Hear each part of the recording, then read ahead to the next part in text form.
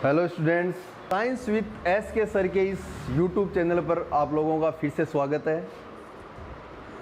कल अपन ने सॉल्यूशन का विलेयता टॉपिक स्टार्ट किया था और विलेयता में अपन ने सबसे पहले ठोसों की दरों में विलेयता को अपन ने कल स्टडी कर लिया था और आज का अपना टॉपिक है गैसों की दरों में विलेयता। देखो, गैसों की दरों में जो विलेयता होती है वो उसके अवशोषण गुणांक पर निर्भर करती है। गैसों में जो दरों की जो विलेयता दरों में जो गैसों की विलेयता होती है वो गैस के अवशोषण गुणांक पर निर्भर करती है। किस पर निर्भर करती है? अवशोषण गुणांक पर निर्भर करती है। और अवशोषण गुणांक क्या होता है कि किसी निश्चित ताप एवं 1 एटीएम दाब पर, किसी निश्चित ताप एवं 1 एटीएम दाब पर किसी विलायक में विलयशील या घुलनशील गैस का आयतन क्या कहलाता है? अवशोषण गुणांक। तो दरों में जो गैसों की जो विलेयता है वो गैसों के अवशोषण गुणांक पर निर्भर करती है। और गैसों का अवशोषण गुणांक क्या होता है कि किसी निश्चित ताप और 1 एटीएम दाब पर किसी विलायक के इकाई आयतन में घुलनशील या विलयशील गैस का आयतन ही क्या कहलाता है? अवशोषण गुणांक। आगे देखो, दरों में गैसों की विलेयता को प्रभावित करने वाले कारक। आगे बढ़ पढ़ते हैं। इसमें प्रभावित करने वाले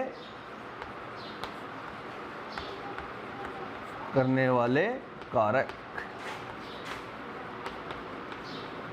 अगर 12th बोर्ड एग्जाम में अगर यहां से कोई क्वेश्चन बनता है तो वो दरों में गैसों को प्रभावित करने वाले कारकों के ऊपर इसका क्वेश्चन बनेगा। और जिसमें सबसे पहला जो कारक है वो है गैस की प्रकृति। पहला क्या है? गैस की प्रकृति। देखो, जो गैसें विलायक से क्रिया करके, जो गैसें विलायक से क्रिया करके या तो कोई क्या बनाती हो? यौगिक बनाती हो, या फिर गैसें विलायक में आयनीकृत हो जाती हो, वो गैसें दरों में अधिक विलयशील या घुलनशील मिलेंगी। जैसे NH3, H2S, CO2, ये जो गैसें हैं वो द्रव्य विलायक से क्रिया करके या तो आयनीकृत हो जाती हैं या यौगिक बना लेती हैं। जैसे अपने एक एग्जांपल देख लेते हैं अमोनिया गैस का, कि अगर अमोनिया गैस को द्रव्य विलायक में घोला जाए, द्रव्य विलायक जल में घोला जाए, तो ये अमोनिया गैस जल के साथ क्रिया करके अमोनियम हाइड्रोक्साइड बना लेता है। क्या बना लेता है? अमोनियम हाइड्रोक्साइड बना लेता है। और ये अमोनियम हाइड्रोक्साइड उस विलायक में अमोनियम आयन और हाइड्रोक्साइड आयन की फॉर्म में एग्जिस्ट करेगा। तो इसका मतलब क्या हुआ कि जो अमोनिया गैस है वो जल के अंदर ज़्यादा घुलनशील है। क्यों? क्योंकि ये जल के साथ क्रिया करके यौगिक बना रही है और वो यौगिक भी उस जल के अंदर अमोनियम आयन और हाइड्रोक्साइड आयन की फॉर्म में एग्जिस्ट कर रहा है। आगे देखो, और ऐसी गैसें जो द्रव्य विलायक से क्रिया नहीं करती या द्रव्य विलायक से क्रिया करके यौगिक नहीं बनाती, वो गैसें विलायक के अंदर कम घुलनशील या अघुलनशील मिलेंगी, जैसे नाइट्रोजन गैस, हाइड्रोजन गैस और O2। ये जो गैसें हैं, ये गैसें द्रव्य विलायक के साथ अभिक्रिया नहीं करती। तो सीधा सा है ना गैस की प्रकृति, गैस की प्रकृति में सीधा सा ध्यान में रखना है कि जो गैसें अगर विलायक के साथ क्रिया करने में सक्षम हैं, यौगिक बनाने में सक्षम हैं या उस विलायक में आयनीकृत होने में सक्षम हैं, वो तो क्या है, घुलनशील हैं। और जो गैसें द्रव्य विलायक के अंदर ना तो यौगिक बनाने में सक्षम है, ना ही आयनीकृत होने में सक्षम है, वो गैसें क्या कहलाती हैं, अघुलनशील। वो गैसें द्रव्य विलायक में क्या होंगी, अघुलनशील। आगे देखो, अपन ने अवशोषण गुणांक की बात की थी कि जो गैसों का जो अवशोषण गुणांक है उसके ऊपर निर्भर करती है द्रव्य में गैस की विलेयता। तो देखना कि एक मैं अवशोषण गुणांक का क्रम लिख रहा हूं, अवशोषण गुणांक का घटता हुआ क्रम, गैसों के अवशोषण गुणांक का घटता हुआ क्रम, जिसमें सबसे ज्यादा अवशोषण गुणांक होता है अमोनिया गैस का। किसका होता है, अमोनिया गैस का। उसके बाद HCl गैस का, उसके बाद SO2 का, उसके बाद H2S का, उसके बाद CO2 का, उसके बाद एसीटिलीन का। किसका, एसीटिलीन का। और सबसे कम किसका होता है, नाइट्रोजन का।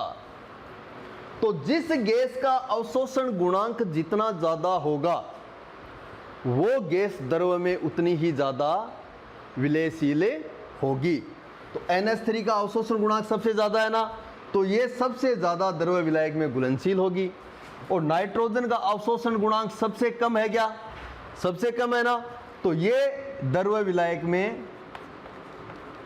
सबसे कम घुलनशील मिलेगी।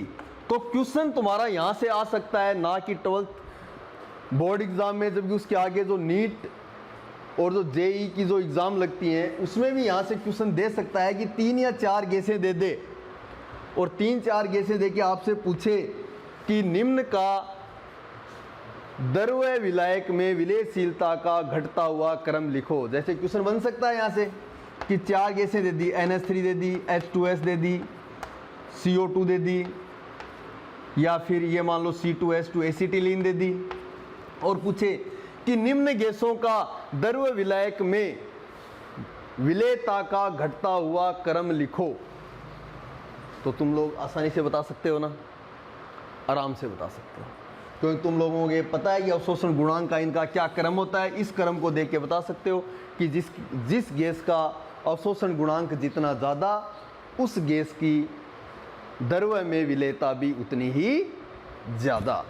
तो पहला अपना जो प्रभावित करने वाला कारक था गैसों की प्रकृति, वो कंप्लीट। अब देखो दूसरा,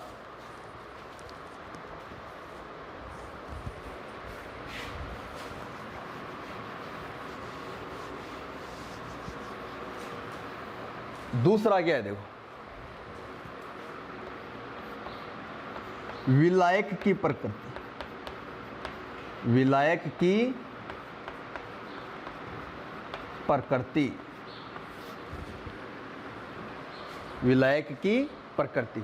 विलायक की प्रकृति में बस इतनी सी ध्यान रखना कि समान समान को घोलता है, समान समान को घोलता है।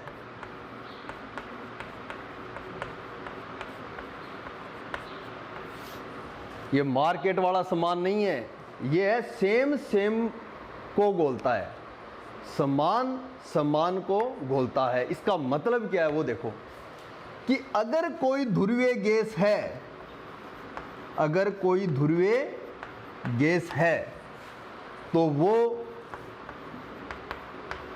ध्रुवीय विलायक में सोल्यूबल मिलेगी।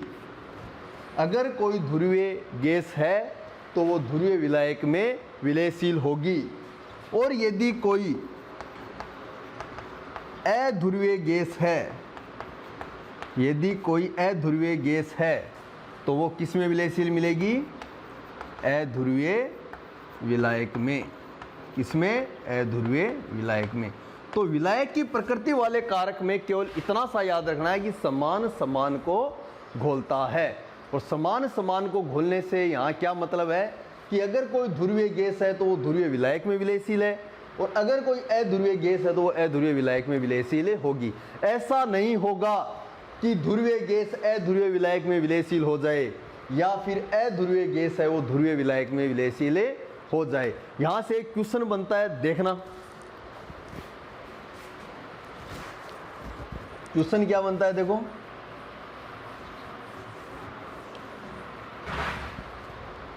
यहां से क्वेश्चन बनता है कि HCl गैस बेंजीन की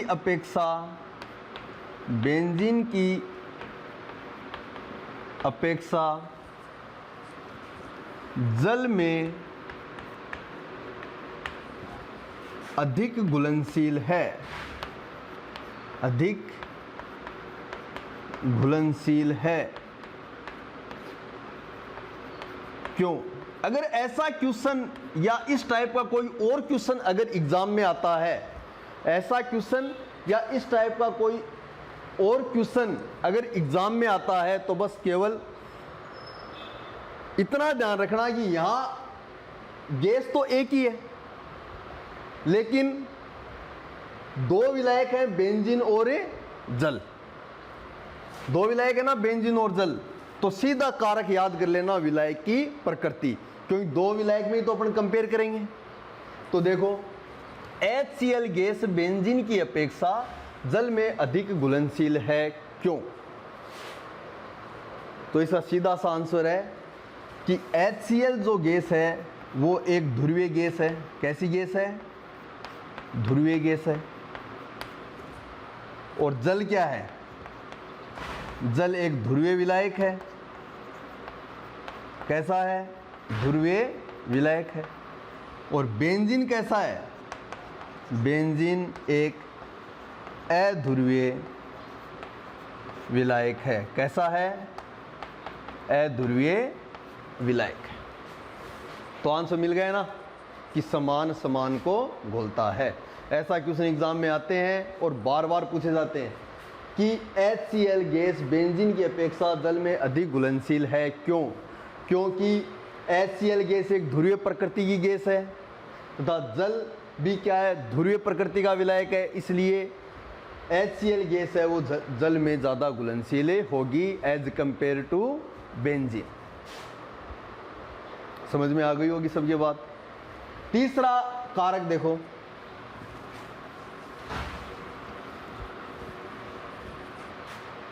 तीसरा कारक है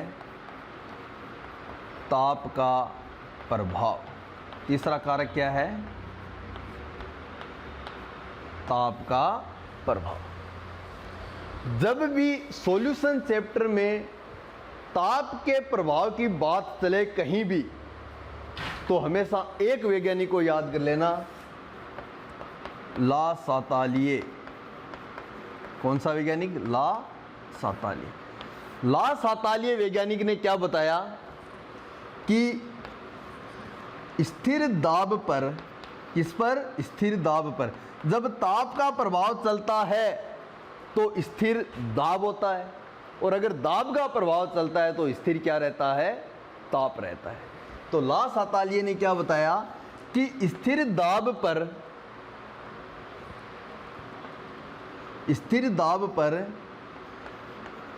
किसी विलायक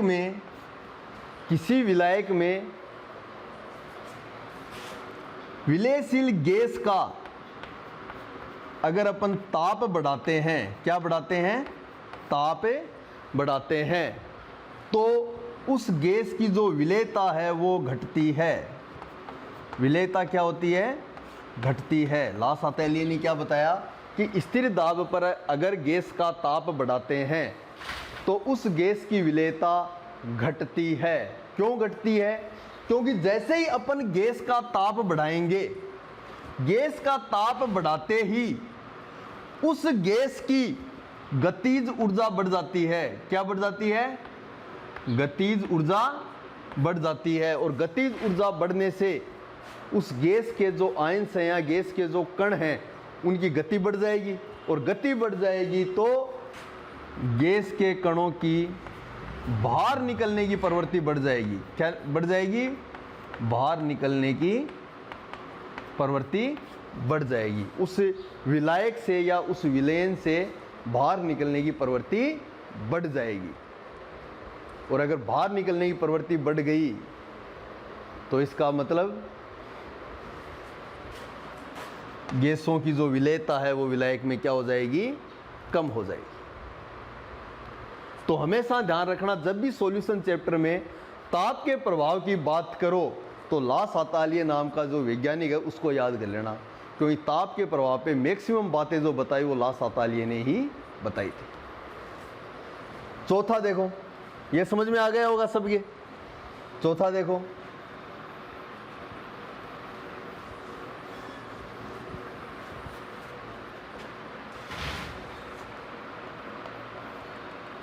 दाब का प्रभाव।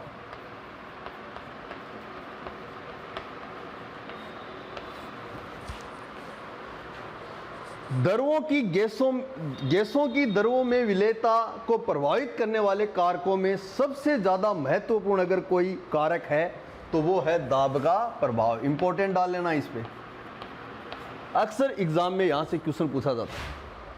क्या है? दाब का प्रभाव। सर्वाधिक अगर कोई इंपॉर्टेंट प्रभाव है तो वो कौन सा है? दाब का प्रभाव। और गैसों की द्रवों में विलेयता को दाब किस प्रकार से प्रभावित करता है, ये बात हेनरी नाम के एक वैज्ञानिक ने बताई थी। किसने बताई थी? हेनरी नाम के एक वैज्ञानिक ने बताई थी। और हेनरी ने दाब P तथा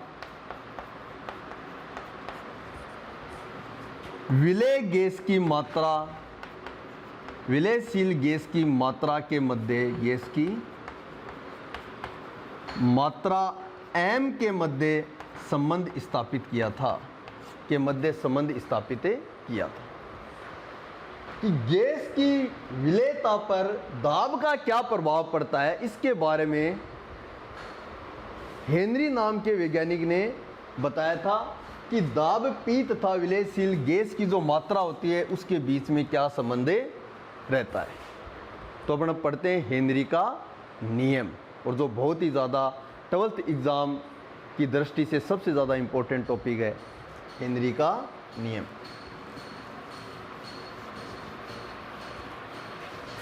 हेडिंग डाल लो, हेनरी का नियम।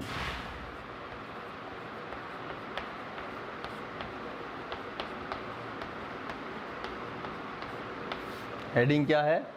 हेनरी का नियम। देखो, सबसे पहली बात तो वही कि हेनरी नाम के वैज्ञानिक ने सबसे पहले दाब P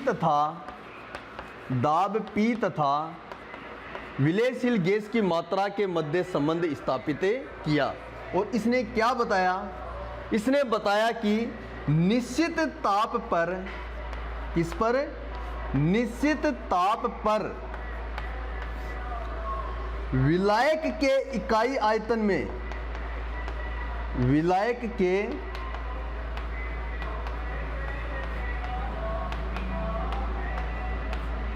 इकाई आयतन में विलयशील गैस की मात्रा उस साम्य अवस्था में उस गैस के द्वारा विलायक की सतह पर लगाए जाने वाले दाब के समानुपाती होती है। क्या बताया? कि निश्चित ताप पर विलायक के इकाई आयतन में विलयशील या घुलनशील गैस की मात्रा m साम्य अवस्था में विलायक की सतह पर गैस के द्वारा लगाए जाने वाले दाब के क्या होती है, समानुपाती होती है। अर्थात m समानुपाती p। m क्या है यहाँ, विलयशील गैस की मात्रा, और p क्या है, साम्य अवस्था में गैस के द्वारा विलायक की सतह पर लगाए जाने वाला दाब।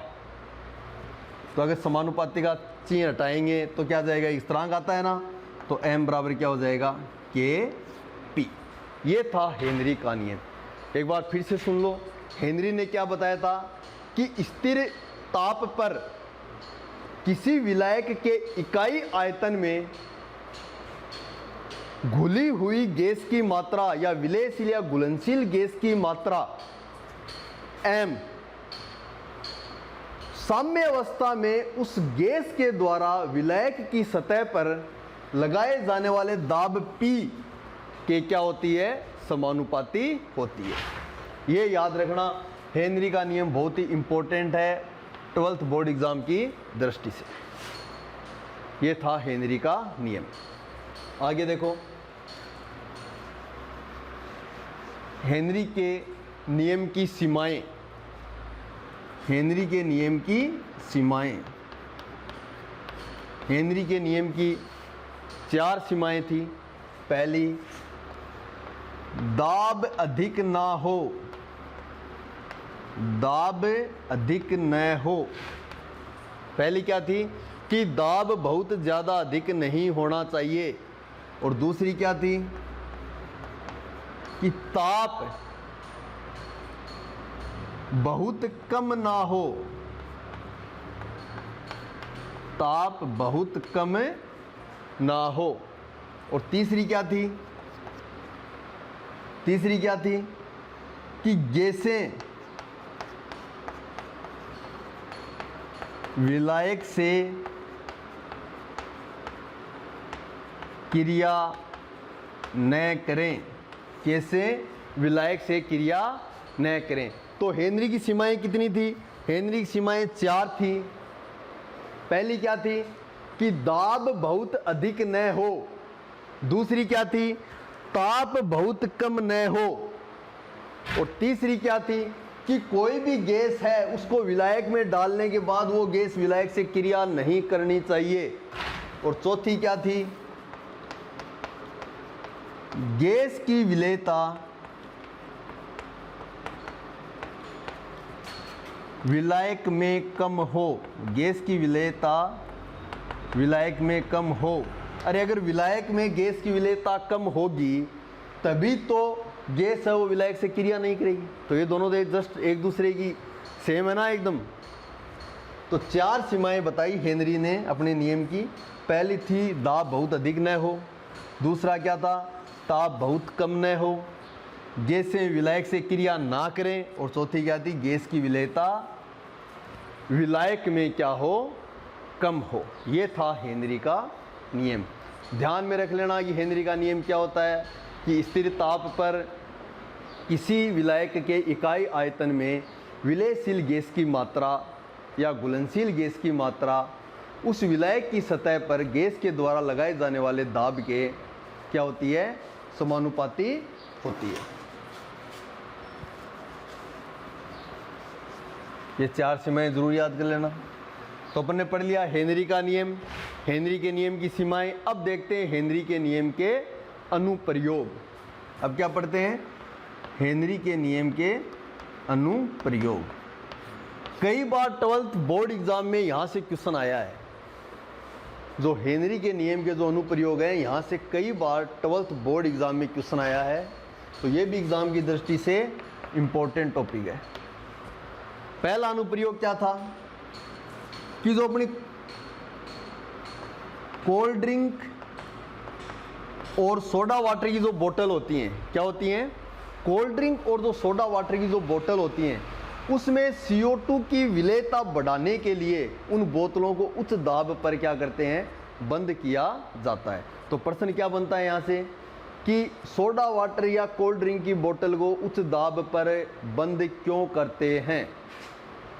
तो उच्च दाब पर बंद इसलिए करते हैं ताकि उसमें जो CO2 अपन मिलाते हैं उस CO2 की विलेयता क्या हो जाए, बढ़ जाए। तो पहला अनुप्रयोग ये था कि सोडा वाटर और कोल्ड ड्रिंक की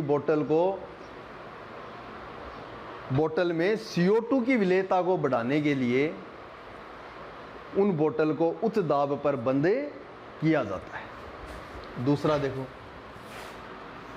दूसरा क्या था कि जो ऊंचे जो पहाड़ी क्षेत्र होते हैं, ऊंचे क्या होते हैं, ऊंचे जो पहाड़ी क्षेत्र होते हैं, उन पहाड़ी क्षेत्रों में या जो पर्वतारोही होते हैं ना, जो पहाड़ों के ऊपर चढ़ते हैं, तो वहां क्या होता है, उन पहाड़ों के ऊपर दाब कम होता है। क्या होता है, दाब कम होता है।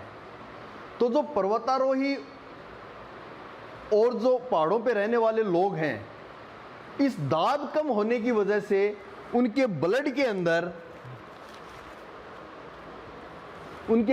अंदर ऑक्सीजन की मात्रा क्या हो जाती है, कम हो जाती है। ऑक्सीजन की मात्रा क्या हो जाती है, कम हो जाती है, और एक गंभीर स्थिति पैदा हो जाती है। गंभीर स्थिति पैदा हो जाती है मतलब बहुत ही ज़्यादा ये बात घातक सिद्ध होती है।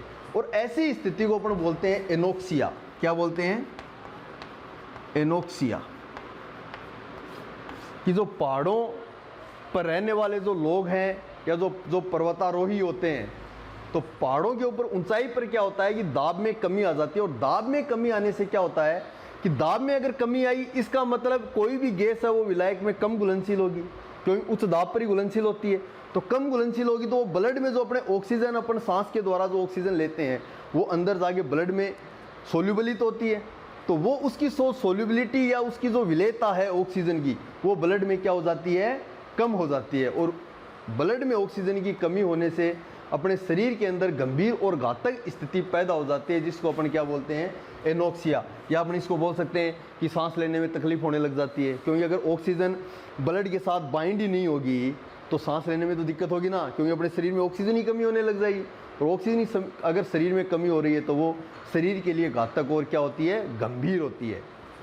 तो उस स्थिति को अपन क्या बोलते हैं, एनोक्सिया। तो दूसरा क्या था, इसका अनुप्रयोग क्या था कि जो पहाड़ों के ऊपर मतलब या फिर ऊंचाई वाले क्षेत्रों पर दाब कम होता है, और दाब कम होने से वहाँ पर रहने वाले लोग या जो पर्वतारोही होते हैं, उनके ब्लड में ऑक्सीजन की विलेयता घट जाती है। और विलेयता घट जाने से अपने शरीर में ऑक्सीजन की कमी हो जाएगी, और अपने शरीर में अगर ऑक्सीजन की कमी हो गई तो अपने शरीर के लिए घातक और गंभीर हो सकती है। और इस स्थिति को अपन क्या बोलते हैं, एनोक्सिया।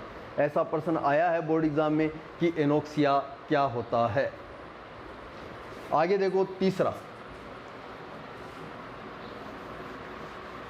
दो अनुप्रयोग पढ़ लिए अपन ने, एक तो कोल्ड ड्रिंक और सोडा वाटर वाला, और दूसरा अपन पहाड़ों पे रहने वाले लोगों के लिए, और तीसरा क्या होता है, जो समुद्र के अंदर जो गोताखोर होते हैं उनके लिए।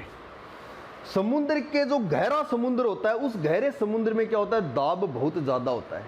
क्या होता है, दाब बहुत ज़्यादा होता है।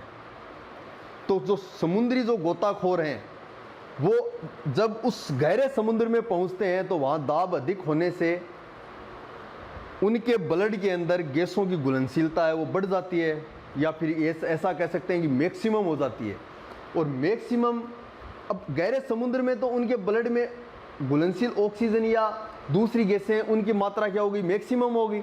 और जैसे समुद्री गोताखोर वापस समुद्र के किनारे की तरफ आते हैं तो धीरे धीरे दाब कम होता जाता है, और धीरे धीरे दाब कम होने से जो अपनी शरीर में जो ब्लड का जो प्रवाह है वो क्या हो जाता है, रुक रुक के होने लग जाता है। क्योंकि अचानक दाब कम हुआ तो घुलनशीलता कम हो गई, गैस बाहर निकलनी चालू होगी, और अगर गैस बाहर निकलनी चालू होगी तो जो अपने रुधिर का जो प्रवाह है उसके अंदर रुकावट आ जाती है, और उस रुकावट को अपन बोलते हैं बैंड।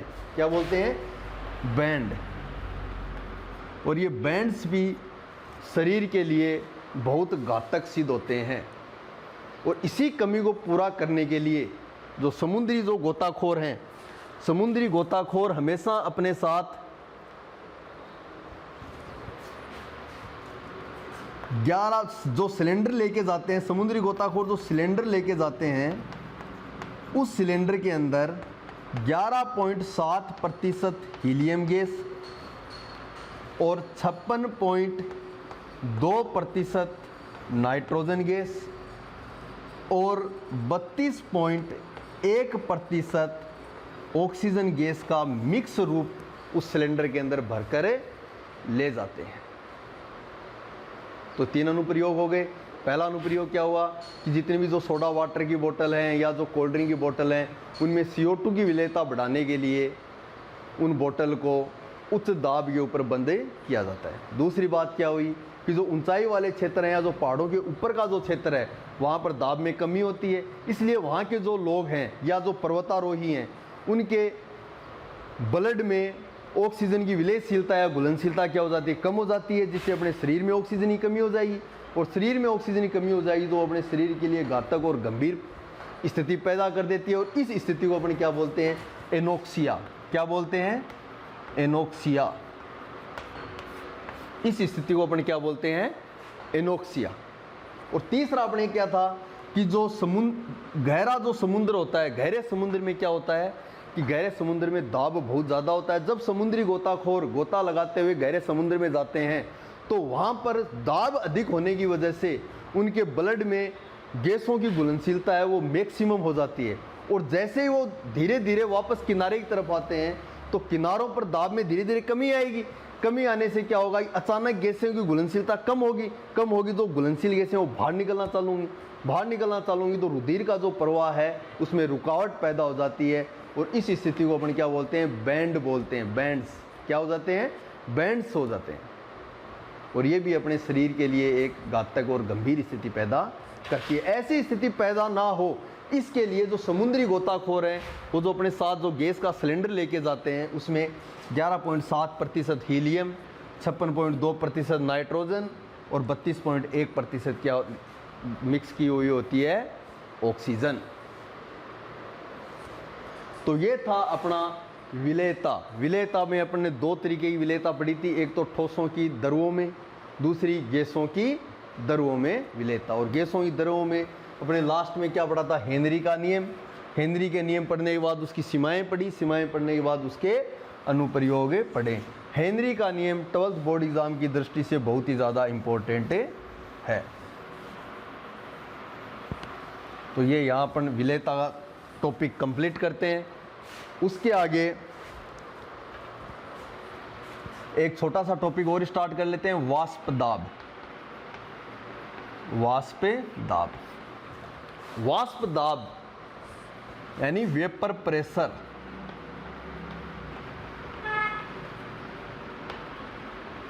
वेपर प्रेशर, वाष्प दाब क्या होता है, थोड़ा सा ध्यान से देखना कि मान लो आप लोगों ने एक बाल्टी पानी लिया, ठीक है, उसमें कोई भी विलेय डाल दिया, उसको गर्म कर रहे हो और ऊपर पॉलीथीन की थैली बांध दो। क्या बांध दी, पॉलीथीन की थैली। अब जैसे ही गर्म करेंगे तो उस पानी में से वाष्प निकलेगी, वाष्प निकल के ऊपर पॉलीथीन से टकराएगी। कैसे बांधेंगे देखना एक बार।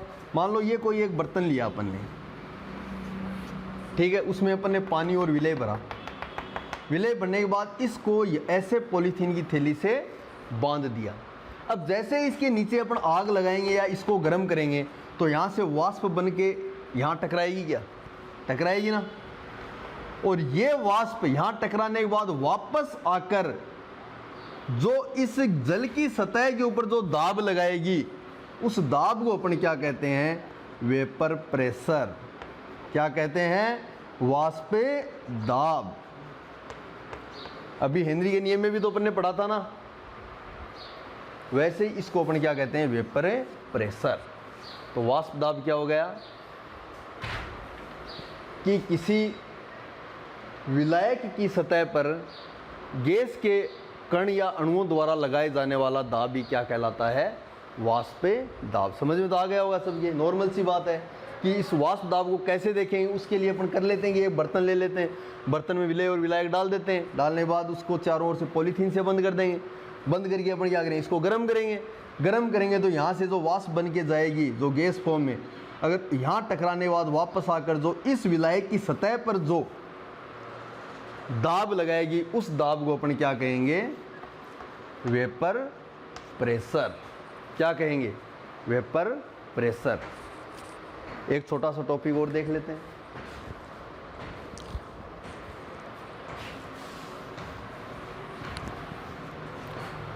वाष्प दाब में अवनमन,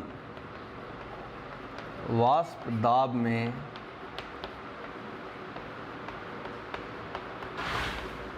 अवनमन।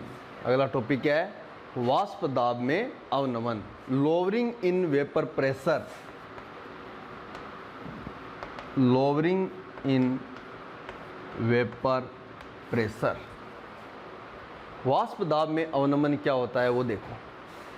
एक तो मान लो अपन ने केवल पानी को गर्म किया, एक उस पानी के अंदर कोई विलय डाला, डालते वो विलयन बन गया, उस विलयन को गर्म किया। तो देखना कि जब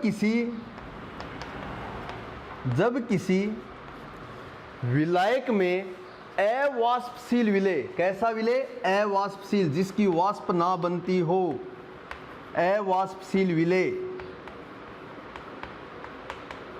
जब किसी विलायक में या जब किसी शुद्ध विलायक में अवाष्पशील विलय मिलाते हैं तो बने विलयन का वाष्प दाब, अवाष्पशील विलय मिलाते ही क्या बन गया? विलयन बन गया।